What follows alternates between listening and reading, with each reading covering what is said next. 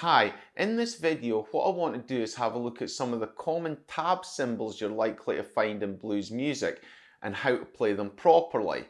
Now, as you'll be aware, tab is the most common way of writing guitar music now. It's both quick and it's easy to read it and to write it as well, so that's why it's become the most dominant way of writing this music. Now, over and above the notes that you play, the tab will have specific symbols on it. Now, you may know a lot of these symbols already, or you may not, but what I want to do is show you what these symbols mean, but also how to play them properly. A lot of people know what the symbols mean, but aren't playing the action on the guitar properly, so that's what I want to have a look at. Now, all these symbols appear in guitar tab, but some of them will also appear in musical notation as well, and sometimes they'll be represented differently in musical notation. But in this video, I just want to focus on the guitar tab symbols because that's what we're going to be looking at when playing the guitar. Just before I want to start, just want to say that some of the terminology I'll be using is the Italian musical terminology, so I apologise in advance if I get the pronunciation of some of these terms wrong. Anyway, let's get on with the first one. Okay, the first symbol I want to have a look at is this one, and this symbol denotes an arpeggio. Now, the word arpeggio comes from the Italian word arpa, meaning harp, and the subsequent word derived from it, which is arpeggiare, which means to play the harp or to strum, and that's basically what you're doing in an arpeggio. So arpeggios are denoted by this wavy line with an arrow on it on the tab. And what this is basically meaning is to strum the strings. So you'll only see this if you've got multiple notes stacked up together, like you can see here. Okay, so what I put on the screen now is a couple of chords, a D chord and an E chord.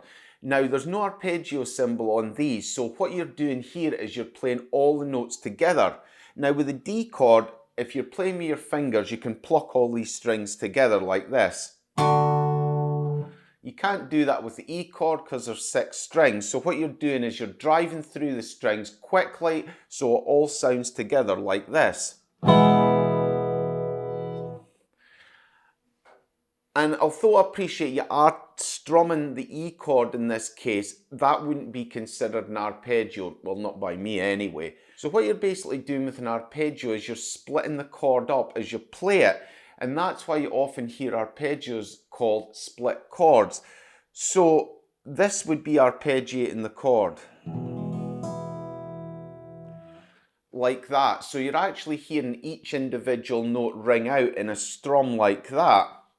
And that's really all an arpeggio is. So there's 2 types in tab. One, the arrow can be pointing towards the highest string, so that's an arpeggio up, or the arrow's pointing downwards to the lowest string, which is an arpeggio down. So an arpeggio up on the E chord would be, an arpeggio down on the E chord would be,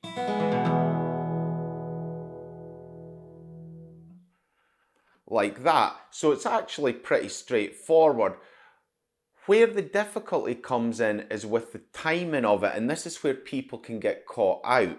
Okay, so how do you time an arpeggio? You know, when you see it written, it's tempting just to do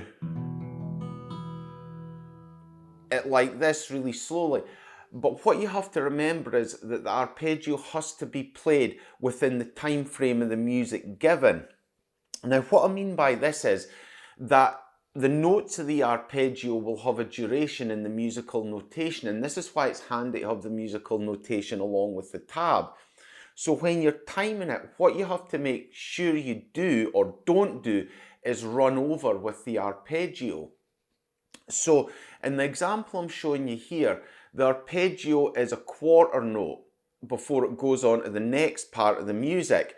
So what you have to make sure is that that arpeggio does not run over the quarter note duration. So I'll show you an example. So I'll start by playing these quarter notes just on the lowest string like this. 1, 2, 3, 4. And now I'll play arpeggios at the same time on each quarter note to show you how it has to fit in with the music. So 1, 2, 3, 4, 1, 2, 3, 4. Like that. So just be mindful when you're playing the arpeggios of the duration they have to last for, because it is really easy to get carried away and draw the arpeggio out and lose your timing in the music.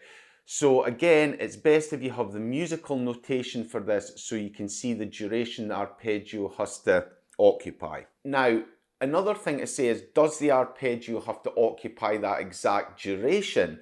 So if it's a quarter note arpeggio, does the arpeggio have to be perfectly spaced out over a quarter note? No is what I would say. So if you do it like this again, but this time I'll play them quicker than that duration. So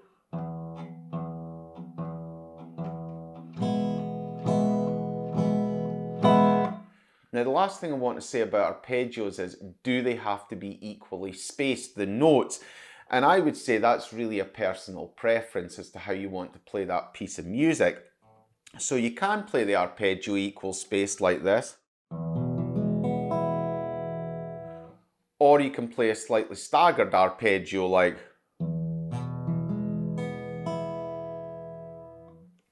So that's how to play arpeggios. So when you see that wavy line with the arrow on the music, just remember to break the notes up and strum them through like this.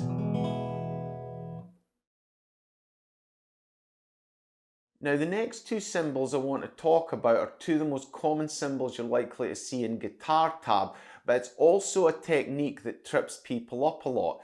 So these symbols are for hammer-ons and pull-offs. So the symbol for hammer-ons is this. So you'll see two or more notes.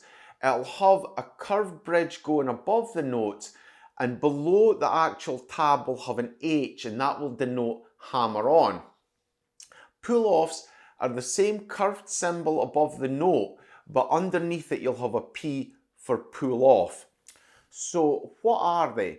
So what they are is where you play multiple notes, but you only pick the first note. So with hammer-ons in this example, we've got 0 and 2 on the highest string. So what you would do is pluck the 0 string and then hammer your finger on the 2nd fret, but don't pluck the 2nd fret like this.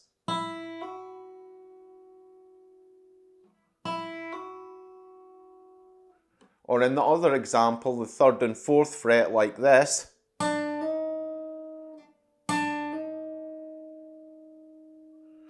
So what you're basically doing is hammering onto that 2nd note, but not plucking the string again. So when you're doing hammer-ons, you have to make sure you press the fret hard enough and quick enough to articulate the 2nd note.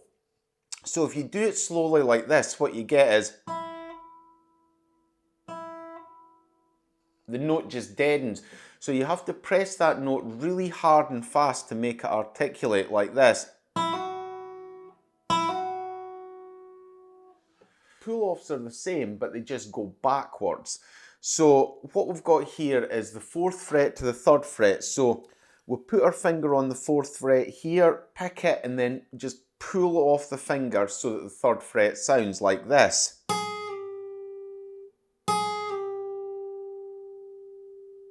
And again, you're only picking the string once. So again, with the 2nd fret and the open string like this.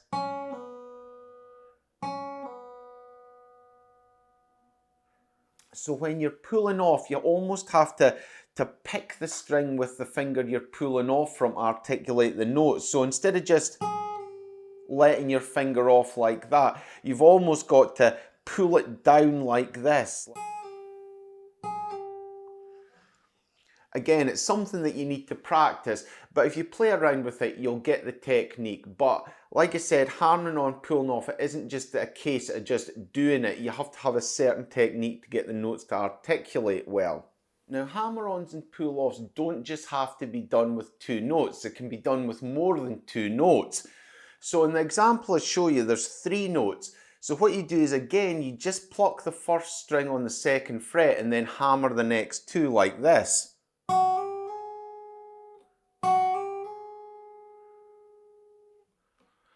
And again, you can hear the sound slightly diminishing with each hammer.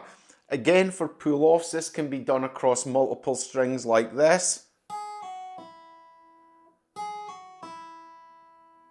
Now, you are limited to the number you can do in these because you're limited to the number of fingers you have, but you're most likely to see it either just 2 notes or 3 notes. I mean, in theory, you could do 5 notes like this, say.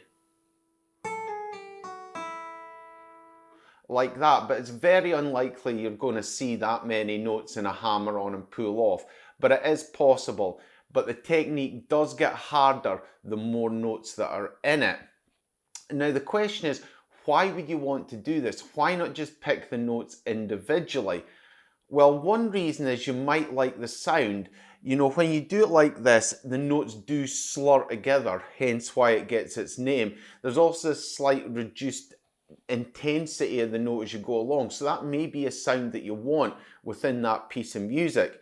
But the most common reason you see them is for speed. And this is especially true in fingerstyle guitar. So you can fret the notes quickly, but it can be hard to pick them at that speed. So thus, a hammer-on or pull-off is used. Like that. So you can see there was minimal picking with my right hand there, but I was able to play these notes really fast. Also, what you'll have heard there is, again, reinforcing why they get called slurs, because the notes do tend to slur together, especially when playing them at speed. So you are most likely to see them in passages of fast music. So the next thing I want to talk about is the timing of these hammer-ons and pull-offs, and this is where most people get tripped up. And this can be one of the most difficult parts of playing them. So the first common mistake that people make is the minute they see the cymbal, they just play the 2 notes or multiple notes as quickly as they possibly can. So the minute they see a hammer on, say, they would just go or pull off. But this may not always be the case. So what you have to do is have a look at the notation if you've got it, and have a look at where the notes are meant to be within the notation. And for that, you have to time the hammer on and pull off to suit. So in the example I'm showing you here, there are 2 hammer-ons and they both last an 1/8 note duration. So it's not a case of playing them as quickly as you possibly can. It's a case of making the first note of the hammer-on last that 1/8 note duration before sounding the second note. So, like I said, the temptation could be to do it like this. But that would be wrong. So you have to let the first note ring out enough and then play the second note at the right time, like this.